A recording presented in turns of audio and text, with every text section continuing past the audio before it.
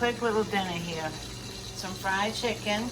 I fried this in 2 cups of flour, 2 cups of self-rising cornmeal. Then I put my seasonings on. You can use any seasoning you want. I use this chicken rub that I have, garlic, the greens. Let me show you. I'll show you. I use that. Cooking with the greens, no salt, herbs. And let's go over here and get this. And I use that season right there by Lawry's. Some parsley, garlic, black pepper.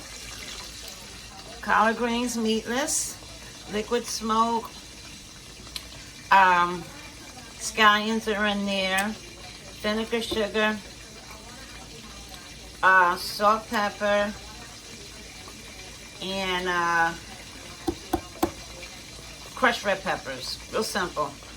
Cornbread, 2 cups of self-rising flour, 1 egg beaten first. Take your pan, whatever kind of skillet you have, coat it with oil on the bottom, and then take half a stick of butter or margarine, let it melt, pour it in your batter. You can add sugar if you want. I didn't. Simple. And this is chicken flavored rice.